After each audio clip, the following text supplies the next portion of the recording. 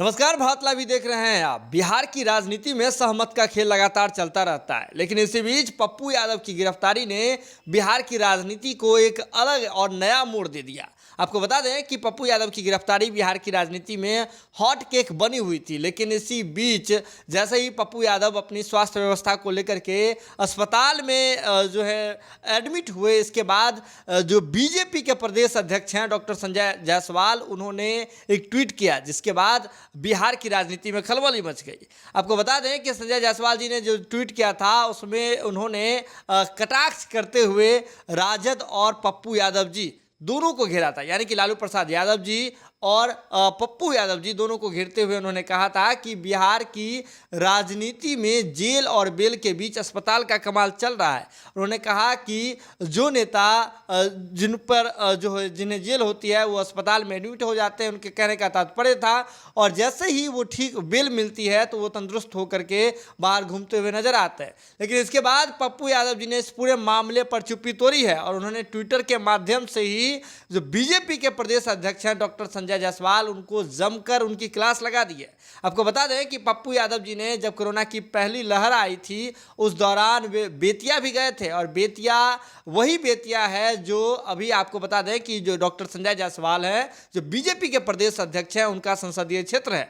और उस ट्वीट जो 25 जुलाई 2020 का जो ट्वीट है उसे रिट्वीट करते हुए पप्पू यादव जी ने कहा है, उसी बात को फिर से शेयर करते हुए पप्पू यादव जी ने कहा है कि हम छपास के लिए बेतिया गए थे क्या। इसका एक सवालिया लहजे में उन्होंने डॉक्टर संजय जायसवाल जी से सवाल किया है कि हम छपास के लिए बेतिया गए थे क्या। आपको बता दें कि पप्पू यादव जी ने अपने ट्वीट में इस बात का जिक्र किया है। आप तो एक बार स्क्रीन पर इस ट्वीट को देख लीजिए, जिसमें साफ तौर पे लिखा हुआ है, इस ट्वीट में इस बात का जिक्र किया गया है कि जो कन्हैया गुप्ता हैं, जो बीजेपी के मंडल अध्यक्ष थे, उनकी जो है कोरोना महामारी के चपेट में वो आ गए थे पिछले लहर के दौरान, और उस वक्त जो है उनसे 50,000 रुपया वेंटिलेटर और ऑक्सीजन बेड के साथ जो है बेड के लिए मांगा गया था। 50,000 रुपये की घूस मांगी गई थी, लेकिन इसे बीजेपी के द्वारा नहीं करवाया गया, यानी कि अपने ही कार्यकर्ता के लिए बीजेपी खड़ा नहीं हुई, और जिसके बाद उनकी मौत हो गई।